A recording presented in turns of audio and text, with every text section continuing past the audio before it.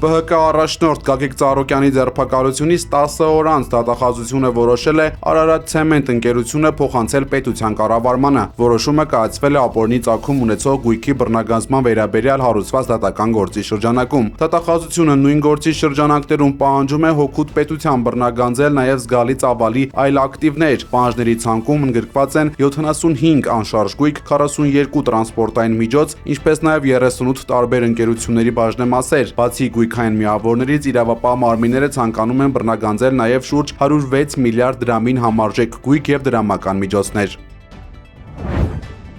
Հայաստանի MMA-ի հավաքականը առաջիկա մրցաշարին ստիպված է դրսում ասֆալտի վրա պատրաստվել։ Հավաքականի 107 մարզիկ այսօր ասֆալտի վրա է մարզվել, քանի որ արդեն տևական ժամանակ է իրավապահ մարմինները կապարակնքել են Օլիմպիադանի դռները ու թույլ չեն տալիս մարզվել ներսում։ Մարզիչ Էրիկ Օհանյանի խոսքով, չնայած տարբեր կողմերից եղած աջակցության առաջարկներին եւ այլ դահլիճներում ժամանակավոր մարզումներ անցկացնելու փորձերին, իրավիճակը շարունակում է մտահոգիչ մնալ։ Օհանյանի պնդմամբ կա նաեւ մարզական որակների անկման վտանգ, քանի որ երկարատև դադարը բացասաբար կանրադառնա երեխաների պատրաստվածության վրա, մինչդեռ մրցակիցները շարունակում են մարզվել եւ առաջընթաց գրանցել։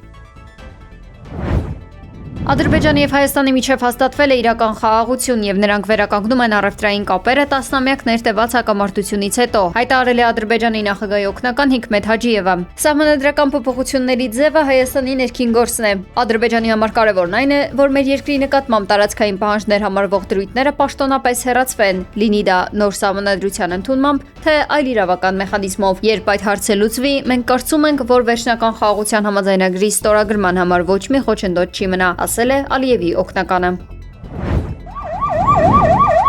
Նոր մանրամասներ են հայտնի դարձել Գյումրիում տեղի ունեցած միջադեպից։ Պարզվում է, շրջանառվող լուրերը, թե Սայաթնովա փողոցում դանակարություն է տեղի ունեցել, չեն համապատասխանում իրականությանը, հայտնել է ներքին գործերի նախարարության խոսնակ Նարեկ Սարգսյանը։ Նրա խոսքով նշված հասցեից խուլիգանություն կատարելու կասկածանքով 3 անձ ձերբակալվել է եւ տեղափոխվել համայնքային ոստիկանության բաժին։ Ավելի վաղ մամուլում տեղեկություններ էին տարածվել, որ Գյումրիի Սայաթնովա փողոցում դանակարություն է տեղի ունեցել եւ 1 անձ տեղափոխվել է բժշկական կենտրոն։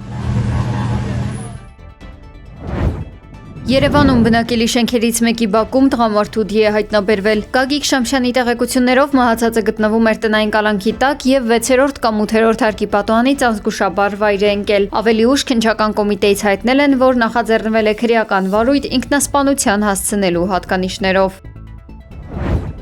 ԱՄՆ կենտրոնական հրամանատարությունը հայտնել է, որ Իրանի դեմ իրականացված գործողության ընթացքում թիրախավորվել են հրամանատարական կենտրոններ, հակաօդային պաշտպանության համակարգերի եւ ափամերձ հսկողության օբյեկտներ։ Վաշինգտոնի հայտարարությունից հետևում է, որ ԱՄՆ զինված ուժերը հարվածներ են հասցրել Իրանի մի շարք թիրախների, այդ թվում Բենդեր Աբբաս քաղաքում։ Իրանի իսլամական հեղափոխության պահապանների կորպուսը հայտարարել է, որ հարվածել է Քուվեյթի ամերիկյան ռազմաբազայի հակաօդային պաշտպանության համակարգի ռադիոլոկացիոն կայանին, ինչպես նաեւ Քուվեյթի այն հատվածներին, որտեղ ամերիկյան զինծառայողներն էին գտնվում։ Պատասխան հարվածների թիրախ են դարձել նաև Հորդանանում տեղակայված ամերիկյան զինուժի կապի համակարգերն ու վառելիքի պահեստները։ ԱՄՆ-ն չի պատրաստվում ռազմական միջամտությամբ փոխել Իրանի իշխանությունը, հայտարարել է ԱՄՆ փոխնախագահ Ջեյ Դի Վենսը։ Նրա խոսքով, եթե Իրանի ժողովուրդը ցանկանա ապստամբել եւ փոխել իր կառավարությունը, ապա դա նրանց գործն է, սակայն իրենք չեն պատրաստվում այնտեղ ուղարկել 150,000 ցամաքային զինվորականների։ Վենսը նշել է, որ իրենց նպատակը ի սկզբանե Իրանի ներկայիս ռեժիմի տապալումն է եղել։ ԱՄՆ Սենատի դեմոկրատները տապալել են 1.15 տրիլիոն դոլար արժողությամբ պաշտոնական բյուջեի նախագիծը։ Քվեարկության ձախողման հիմնական պատճառն Իրանի դեմ առանց կոնգրեսի թույլատվության եւ հստակ ռազմավարության սկսված պատերազմն է։ Ըստ NBC հեռուստաալիքի այդ գործողությունների իրական արժեքը կարող է հասնել 100 միլիարդ դոլարի, ինչը եռակի գերազանցում է Պենտագոնի հրապարակած տվյալները։ Օրենսդիրները քննադատել են սոցիալական ծրագրի կրճատումը եւ ռազմական ծախսերը մինչեւ 1.5 տրիլիոն դոլարի հասցնելու Սպիտակ տան պահանջը։ Այսպիսով տասնամյակներ շարունակ անխափան ընդունվող օրինագիծը վերածվել է իշխանության երկու թևերի միջև քաղաքական լուրջ դիմակայության առարկայի։ Իսրայելական ստորաբաժանումները ներխուժել են Լիբանանի հարավային Հադաս Հարիս մարտական ուղղություն։ Միաժամանակ իսրայելական հրետանին միջազգայինորեն արգելված ֆոսֆորային ռումբերով թիրախավորել է Բարաշիտ եւ Բեյթ Յահուն բնակավայրերի միջև ընկած բնակելի գոտիները։ Իրավիճակն էլ ավելի է բարդացել երկրի հյուսիսային Հերմել շրջանում, որտեղ հզոր պայթյուն է որոտացել գազ տեղափոխող բեռնատար ավտոմեքենայում։ Տեղի ունեցած միջադեպի հստակ պատճառների կամ հնարավոր զոհերի վերաբերյալ ստույգ տվյալներ դեռևս չկան։ Ռազմական այս ագրեսիվ գործողություններն ու կասկածելի պայթյունները փաստում են Լիբանանի ողջ տարածքում խորացող անվտանգային անկայունությունը։